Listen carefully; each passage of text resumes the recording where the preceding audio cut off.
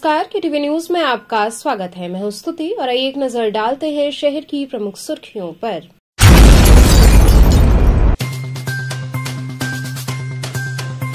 चौक थाने की टीम ने 2 नफर शातिर वाहन चोर व एक बाल आबकारी को चोरी के 5 वाहनों संग किया गिरफ्तार।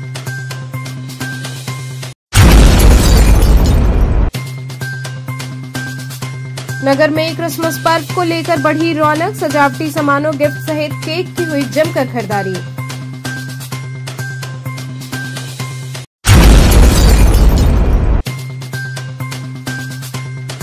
महाकुंभ को देखते हुए काशी आने वाले श्रद्धालुओं हेतु घाट किनारे रैन बसेरों की हुई व्यवस्था।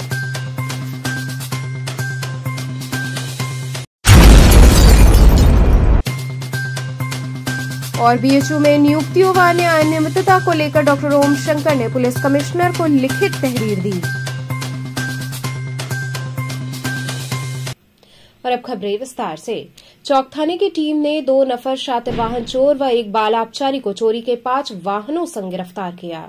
प्रभारी निरीक्षक थाना चौक कमिश्नरेट वाराणसी विमल कुमार मिश्र की टीम तथा सर्विलांस सेल कमिश्नरेट वाराणसी द्वारा विभिन्न थानों से चोरी गए 5 अदद मोटरसाइकिलों के साथ 2 नफर शातिर वाहन चोर व 1 नफर बाल आबकारी को देखभाल क्षेत्र चेकिंग, संदिग्ध व्यक्ति, वाहन व तलाश वांछित अभियुक्त के क्रम में पशुपतेश्वर गली थाना चौक कमिश्नरेट वाराणसी से गिरफ्तार किया गया, जिनके विरुद्ध आवश्यक विधिक कार्रवाई की जा रही है।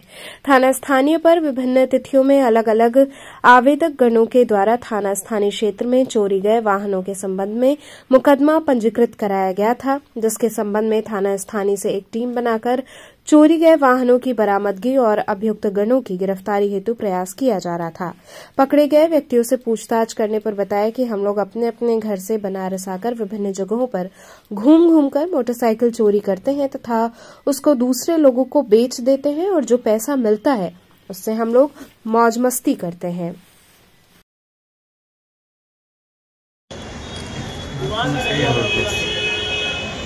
ऊपर तक आओ दोनों, हाँ सीधे ताको।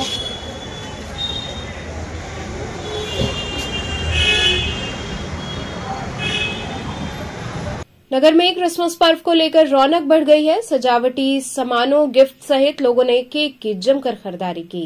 नगर में क्रिसमस पर्व को लेकर रौनक बढ़ गई है। जहां एक ओर चर्च में तैयारियों को अंतिम रूप दिया जा रहा है, तो वहीं सजावटी सामान और गिफ्ट की जोरों शोरों से खरीदारी हो रही है। वहीं क्रिसमस में विशेष रूप से बनने वाले केक की डिमांड भी काफी बढ़ गई है। लोग अपनी पसंद के अनुसार विभिन्न आकर्षक डिजाइनों के केक का ऑर्डर देने पहुंच रहे हैं। केक बनाने वाले कारखाने में आकर्षक डिजाइनों में क्रिसमस पर्व को ध्यान में रखते हुए केक बनाए जा रहे हैं। दुकानदारों ने बताया कि 400 रुपए से लेकर 1000 रुपए तक के केक उपलब्ध हैं, जो कि न सिर्फ दिखने में आकर्षक हैं बल्कि ये बेहद ही स्वादिष्ट भी हैं। दुकान मालिक का कहना है कि महंगाई के कारण मार्जिन कम हो गई है, लेकिन केक की बिक्री हो रही है। विभिन्न प्रकार के डिजाइनों में और फ्लेवर के साथ केक उपलब्ध हैं। इस वर्ष महंगाई को देखते हुए या किस तरह की बिक्री अब चल रही है? 4 साल 5 साल पहले जो हम लोग कमाते थे, अब उस समय ऐसी कोई कमाई हम लोग की नहीं रही। समझ लीजिए कि जो साल में 25 दिसंबर, क्रिसमस डे, नया साल, मदर डे, फादर, इसमें जो हम लोग को थोड़ा पैसा मिल जाता है तो साल भर में हम लोग रूटीन चलती रहती है। पहले से अब में क्या अंतर है? केक बनाने का क्या तरीका आप लोगों का है? नए तरीके नई टेक्नोलॉजी निकाली जाती है कि ताकि कस्टमरों के जाए तो अच्छी इन लोग को फिनिशिंग वाली चीजें मिले। और हमारा पूरा 100% वेज है, कोई मैं अंडे का काम नहीं कर रहा हूँ और मेरी पूरी की पूरी साफ सफाई से काम चलता है। क्या क्या इस्तेमाल करते हैं? जी, मेरे यहाँ तो पहले तो वेज पाउडर आते हैं, उसको बनाया जाता है, स्पंज भेजना और क्रीम आती है, इनके क्रश आते हैं, डार्क कंपाउंड चॉकलेट टाइप के आते हैं, यही सब इसलिए तैयार किया जाता है। इस बार किन डिजाइन आप बना रहे हैं? इस समय तो हम लोगों ने बहुत अच्छी रेंजें निकाली हैं। 4-5 रेंजें मैंने बड़ी निकाली है। एक रेनबो करके निकाला है, एक नोजल करके, और बाकी तो सब पुराने कॉमन ही हैं। कितने से कितने रेंज तक के होते हैं? हमारे 360 से स्टार्ट है और 500 तक की। जी, क्या कहना चाहेंगे सम्मानित ग्राहकों को नए वर्ष, नए साल की मुझे 25 15 की मेरी तरफ से सबको हार्दिक शुभकामनाएं और नए साल सबका शुभकामनाएं हो। अभिषेक जी, किस तरह की तैयारी चल रही है नए वर्ष की? नए वर्ष की तैयारी के साथ साथ 25 दिसंबर है, उसकी तैयारी भी ज्यादा ध्यान दिया जा रहा है। कल के लिए संटा उंटा का केक और नए नए तरीके के फ्रूट केक ये सारे बनवाए जा रहे हैं। और कोशिश ये है कि इस क्षेत्र के आसपास के लोगों को, जो मतलब चाहे अमीर हो चाहे गरीब, रेंज ज्यादा और रेट कम है, ताकि लोगों को ये न लगे कि महंगाई के दौर में कि हम नया साल या इस पे केक काटने में वो असमर्थता न जता पाए, इसलिए कम से कम प्रयास किया गया है कि रेट रखा जाए। किन किन डिजाइन में आप केक तैयार कर रहे हैं?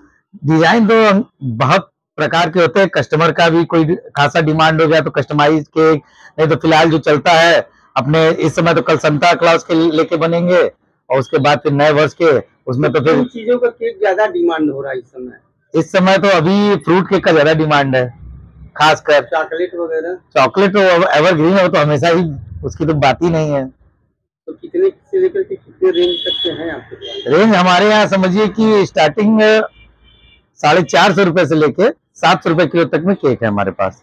तो महंगाई का भी कुछ मार है या? बहुत है।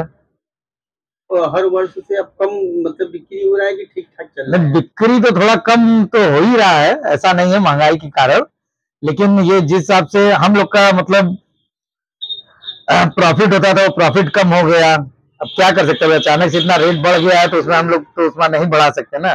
बिक्री हो रहा है, बिक्री तो होगा ही। हाँ, बिक्री तो फिलहाल ये नए साल पे तो होना ही है।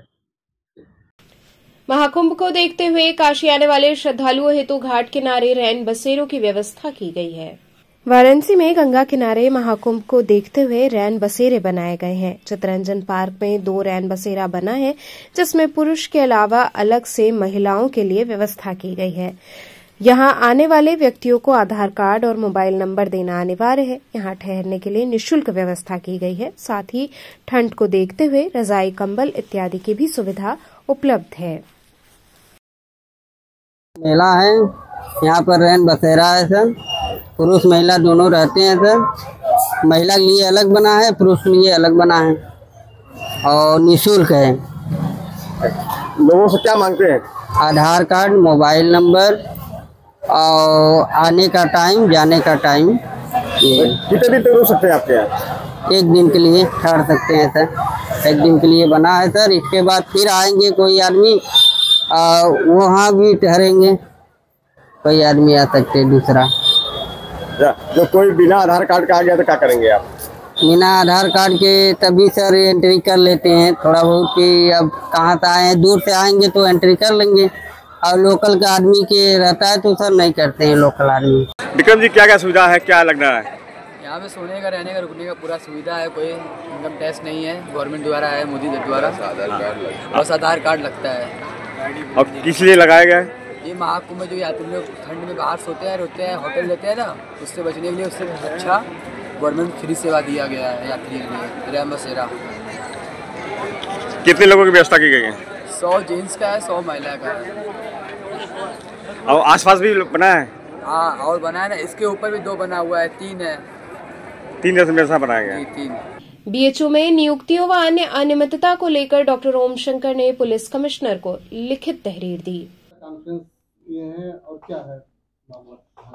देखिए, आज जो हम बहुत ही महत्वपूर्ण प्रेस कॉन्फ्रेंस आज कर रहे हैं, और इस प्रेस कॉन्फ्रेंस में मैं आप लोगों से अवगत ये कराना चाहता हूं कि विगत 3 सालों से लगातार कुलपति जी द्वारा हर तरह के भ्रष्टाचार वर्तमान कुलपति सुधीर कुमार जैन साहब द्वारा किया गया, और मेरे बार बार उन्हें रोकने के लिए, इसके विरुद्ध कार्रवाई करने के लिए अनुग्रह करने के बाद भी इस पर कोई कार्रवाई नहीं हुई। इस बीच में हमने तथ्यों को इकट्ठा किया जो इनके भ्रष्टाचार को साबित करता है कि इन्होंने महामना की इस बगिया को पिछले 3 सालों में किस तरह से चोट पहुंचाई है, उनकी मूल आत्मा को इन्होंने तोड़ा है, और किस तरह से कुलपति जी ने इनको भ्रष्टाचार और लूट की बगिया बना दिया, और ये खुले आम है। किस तरह से इन्होंने प्रधानमंत्री जी को अपमानित किया है, उनके संसदीय क्षेत्र में उनके विश्वासों का गला घोटा है, जिस विश्वास के साथ उन्होंने कुलपति जी को बनारस हिंदू यूनिवर्सिटी के कुलपति के रूप में स्थापित किया था और उनसे अपेक्षा की थी कि उनके लीडरशिप में बनारस हिंदू यूनिवर्सिटी अपने नई ऊंचाइयों को छुएगा, लेकिन ऐसा कुछ हुआ नहीं।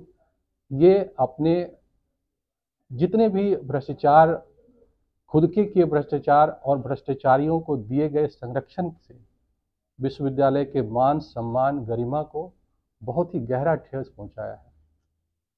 अगर आप देखें कि सबसे पहले तो इसके कई बार हम लोगों ने मुद्दे बार बार उठाए और उस मुद्दों में मैं तथ्य के तौर पर आपको बताना चाहता हूं कि कुलपति जी के आर्थिक भ्रष्टाचार के क्या सबूत हैं। सबसे पहले कमेटी की रिपोर्ट है, ये फैक्ट फाइंडिंग कमेटी की रिपोर्ट है, इसको आप नोट कर सकते हैं। ये फैक्ट फाइंडिंग की कमेटी उन्होंने खुद बनाई थी मेरे अनुरोध पर, जब वो कुलपति के रूप में पहली बार यहाँ पर नियुक्ति पाए थे। हमारे विभाग में हमारे विभाग के पूर्व विभागाध्यक्ष प्रोफेसर धर्मेंद्र कुमार जैन जब वो विभागाध्यक्ष थे तो उन्होंने अपने समय में 2.56 करोड़ रुपए की खरीद की थी, सामानों की खरीद की थी, जिसमें घोर अनियमितताएं बरती गई थी। ये मैं नहीं कह रहा हूँ, ये फैक्ट फाइंडिंग कमेटी करे। यहाँ देखिए नीचे में ये जो 1 2 3 4 करके उनके वो किया है, लेकिन उस पर कुलपति जी ने कोई कार्रवाई नहीं की। कहा कि आप अपना व्यवहार ठीक कर लीजिए। अब बताइए, भ्रष्टाचार के अपराधी को ये कहना कि आप अपना सिर्फ व्यवहार ठीक कर लीजिए या उस पर पुनः और गहन जांच करके उनको नौकरी से निकालना चाहिए, उनसे पैसों की रिकवरी करनी चाहिए और जो वेंडर्स और लोग इन्वॉल्व थे इसमें उनके विरुद्ध दंडात्मक कार्रवाई और ब्लैक लिस्टिंग की जानी चाहिए थी, जिसमें से और जो जैन साहब हैं उनको जेल की हवा खिलानी चाहिए थी। लेकिन उन्होंने कुछ नहीं किया। जब कुछ नहीं किया तो मैंने पत्र लिखे फिर कि इनके विरुद्ध जांच की जाए। ये वो पत्र हैं जिन पर हमने कहा था कि इनकी जांच, विस्तृत जांच करवाई जाए, लेकिन कुलपति जी ने ये जांच करवाने के बदले उन्होंने जो वेंडर्स थे, मेरे ऑब्जेक्शन के बाद सब कुछ जानते हुए बाद कि इसमें अनियमितताएं हुई है, वेंडर्स के जो मार्केट रेट से है उससे कई गुने ज़्यादा बिल जो यहाँ पर पेश किए थे उन्होंने, उसमें जिससे सामान बेचे थे, उस बिल को अप्रूव कर दिया मेरे ऑब्जेक्शन के बाद में। ये देखिए, ये बिल की रसीद है। बहुत जूम करेंगे तो आपको यहाँ पर नज़र आएगा, यहाँ पर वीसी ऑर्डर करके आपको यहाँ पे दिखाई देगा। अगर आप यहाँ जूम करेंगे तो वीसी ऑर्डर आपको दिखाई देगा यहाँ पर। तो उन्होंने अपनी सब शक्तियों का दुरुपयोग करके जहाँ करनी थी कार्रवाई, वहाँ इन्होंने अपनी शक्तियों का दुरुपयोग कर उनके बिल को कर दिया पेमेंट। अब बिना लोभ और लाभ के कोई भ्रष्टाचारी आदमी को क्यों संरक्षण करेगा, कोई इन्फ्लेटेड बिल को क्यों पास करेगा जब तक कि इसके एवज में उनको भी कोई घूस ना मिला हो। यानी कि यहाँ पर कुलपति जी सीधे सीधे वित्तीय भ्रष्टाचार के दोषी हैं। और इसीलिए मैं कहता हूं कि बनारस हिंदू यूनिवर्सिटी के 100 सालों के इतिहास में इतने भ्रष्ट व्यक्ति कभी भी कुलपति की गरिमा कुलपति जैसे गरिमामय पोस्ट पर विराजमान नहीं हुए।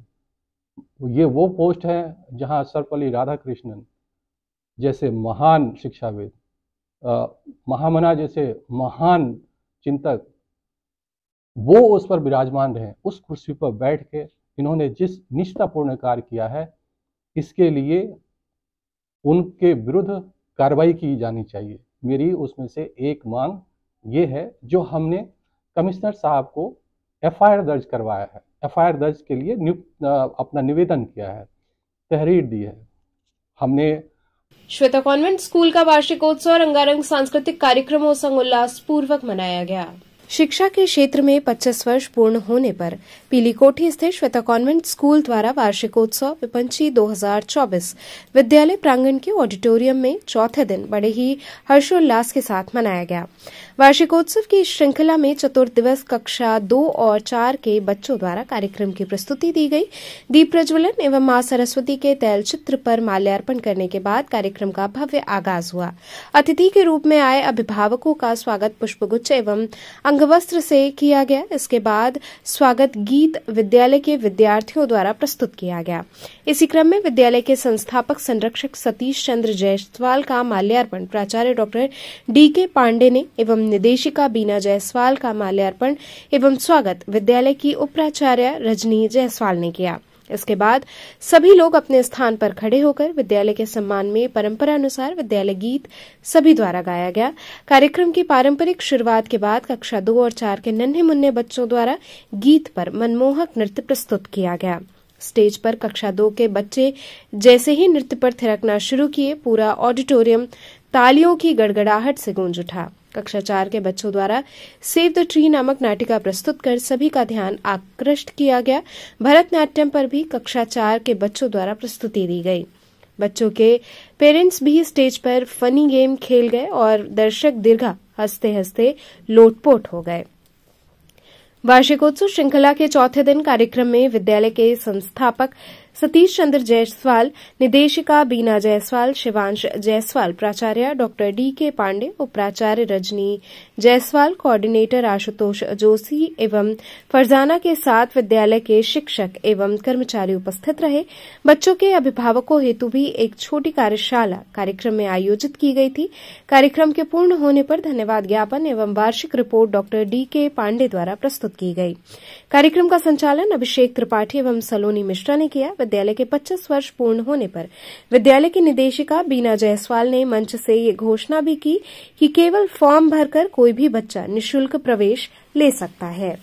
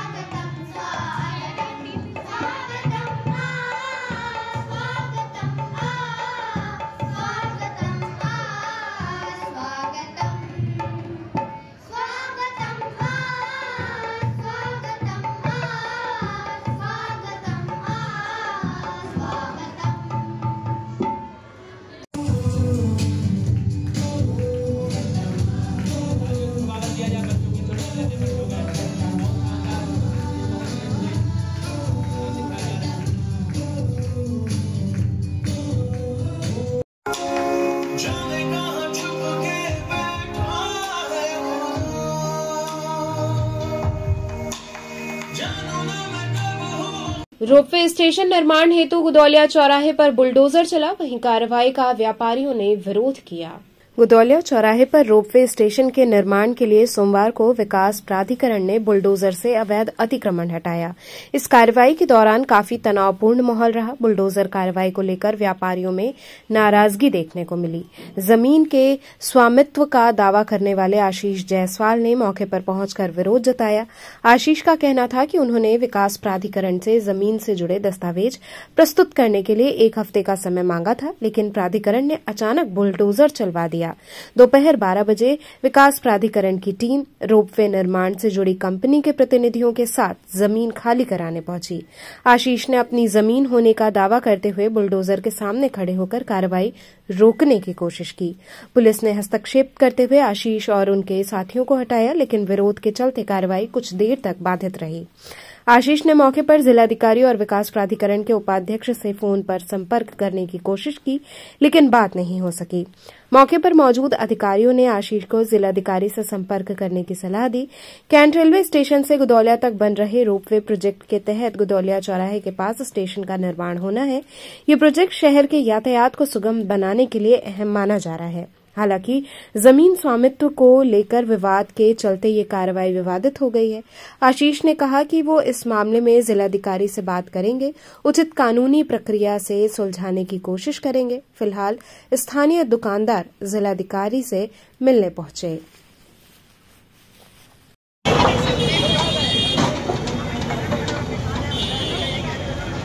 फोटो बना लें।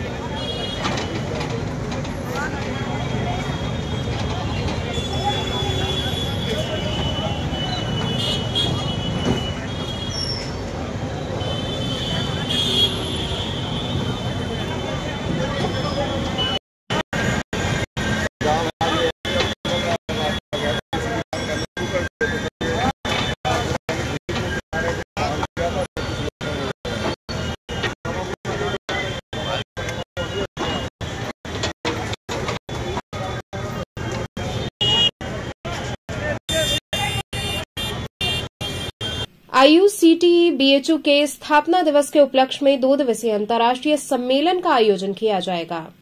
अंतर विद्यालय अध्यापक शिक्षा केंद्र BHU वाराणसी अपनी स्थापना के 10 गौरवशाली वर्षों का उत्सव मना रहा है।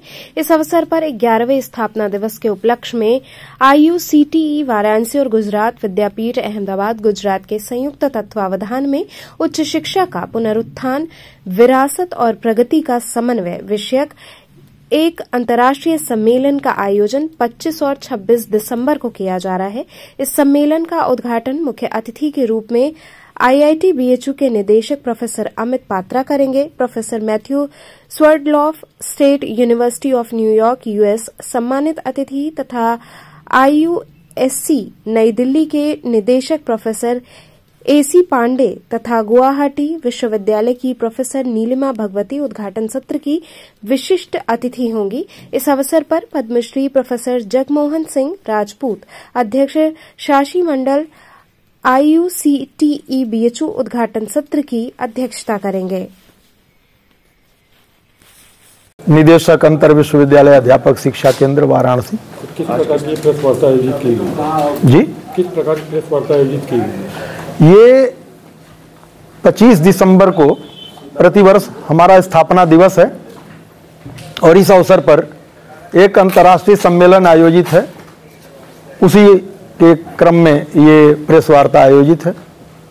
कहाँ से कौन कौन से डेलीगेट्स आ रहे हैं? डेलीगेट्स आ रहे हैं भारत के कितने 23 राज्यों से और विदेश के 3 देशों से, UK, USA और मॉरिशस। मुख्य अतिथि कौन होंगे आपसे? हमारे मुख्य अतिथि IIT BHU के निदेशक प्रोफेसर अमित पात्रा जी होंगे। विशिष्ट अतिथि मैथ्यू स्वर्लाफ होंगे USA से, यूनिवर्सिटी ऑफ न्यूयॉर्क के। उसके अलावा 2 हमारे उद्घाटन सत्र के मुख्य अतिथि बता रहे हैं।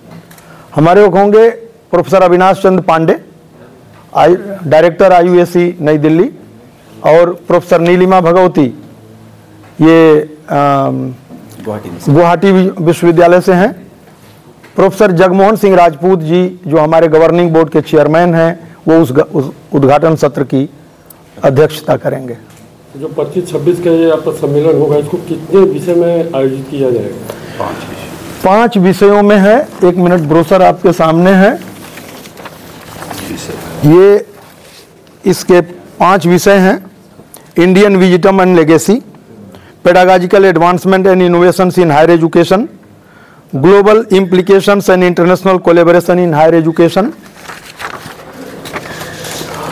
Organisational challenges of higher education और digital intervention in higher education. ये 5 मेन टॉपिक्स हैं। इनके फिर सब थीम्स भी हैं जो अभी आपके उसमें हम लोगों ने ब्रोशर में दिया हुआ है। ऑफलाइन और ऑनलाइन की बात की जाए? ऑफलाइन ऑनलाइन दोनों होगा, जिसमें 42 प्रतिभागी जो पेपर प्रेजेंट करेंगे, जिनके पेपर सबमिटेड हैं वो 42 हैं जो ऑफलाइन प्रेजेंट करेंगे और 112 ऑनलाइन प्रेजेंट करेंगे। तो चलते चलते पुनः एक नजर डालते हैं शहर की प्रमुख सुर्खियों पर।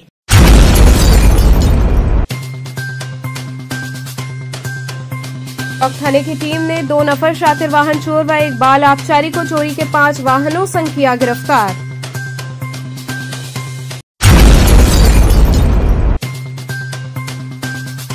नगर में क्रिसमस पर्व को लेकर बढ़ी रौनक, सजावटी सामानों, गिफ्ट सहित केक की हुई जमकर खरीदारी।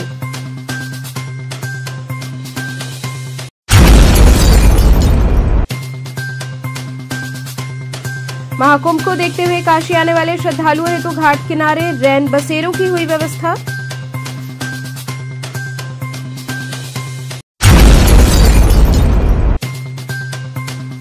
और बीएचयू में नियुक्तियों व अन्य अनियमितता को लेकर डॉक्टर ओम शंकर ने पुलिस कमिश्नर को लिखित तहरीर दी। तो थे आज के समाचार, कल फिर होगी मुलाकात, तब तक के लिए नमस्कार।